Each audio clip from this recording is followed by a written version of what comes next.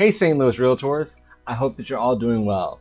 It's me, Nate Johnson, and I wanted to give you an update on what occurred at the National Association of Realtors Realtor legislative meetings in Washington, D.C. in May.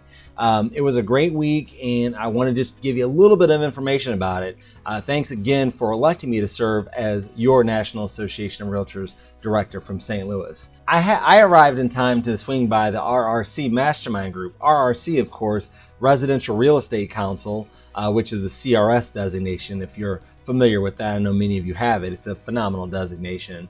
Anyhow, afterwards, I headed to the Sustainability Advisory Group, and I serve on that committee, and we continue to work on the implementation of the National Association of Realtors 10-year sustainability plan, and we're well on our way.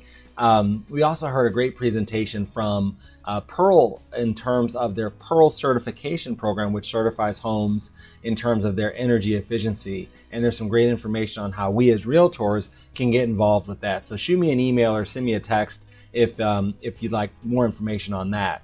On the afternoon of Sunday, I had the opportunity to instruct National Association of Realtors' new fair housing program, Bias Override, and we had a great discussion. The evening of Sunday, I attended a variety of receptions hosted by associations from all over the country. It was great to connect with realtors from all over the country to really understand what challenges and opportunities they're facing in their own individual communities. On Monday, I attended the opening session, and it was the featured speaker there was 60 Minutes Scott Pelley. And I'll tell you, I really became a Scott Pelley fan. I thought it was just okay before, but hearing his presentation was amazing. He just wrote a book, and I'm going to read the book, so I'll let you know how it goes.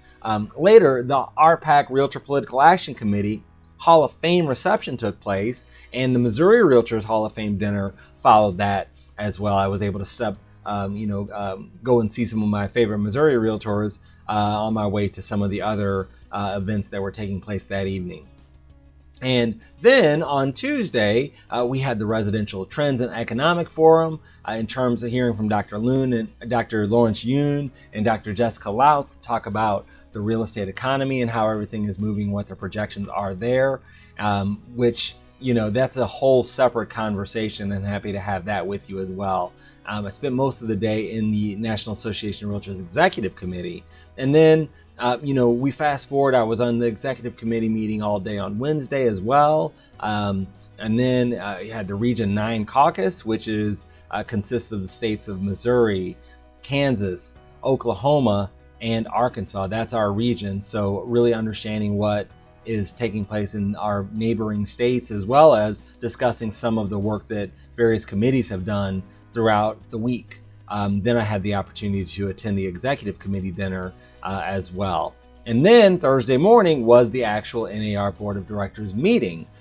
And what I'll share with you is that the Board of Directors voted, and you probably have heard this by now, but voted to increase dues by $6 for 2024. And that will take the dues to $156. And this is just the NAR portion of the dues. And then there is the advertising campaign dollars of $35 on top of that. And of course, we've got our local and state dues as well. It's a bargain to be a member of our association. However, when we look at what other similar types of associations pay in dues dollars annually. And the effort for this was to really align the dues with increases in the consumer price index. So that we don't see large dues increases of $20 and $30 and $50. But if we just incrementally do it, then the thought was that it will be much easier for people to be able to plan and budget on those changes. So the board also voted to mandate that 2 hours of fair housing training be required for every realtor every 3 years, similar to how the Code of Ethics cycle is, where we've got a 3-year cycle. I know here in the state of Missouri, we can renew our continuing education every 2 years. So you may just want to take the fair housing every 2 years as part of your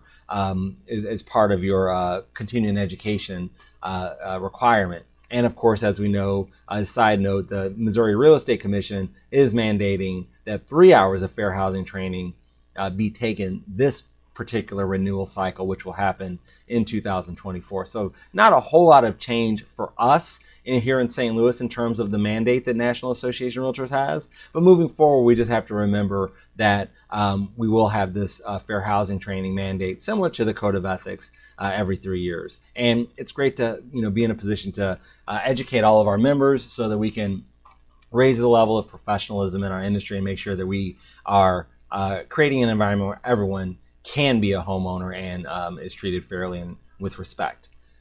Also on Thursday morning at the Board of Directors meeting, Kevin Brown was elected to be the National Association of Realtors president for 2026. So congratulations to him. He hails from California. And actually his brother, Bill Brown, you may remember, was president in 2017, I think, somewhere in that neighborhood. So I don't know how often brothers have each been elected to be president. But anyway, I'll have to fact check that at some point.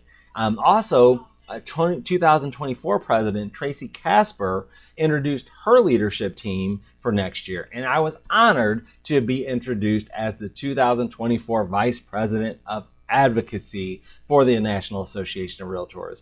And I'll tell you, we've been working on this now for a couple of years, so it's been really tough to keep all of this a secret, but I've done a good job. I've done a good job because this year, Kenny Parcell, of course, is president, and he's doing an amazing job with his writing with the brand initiative. We want to make sure that Kenny is shining as he should be, and we're waiting to take our turn next year.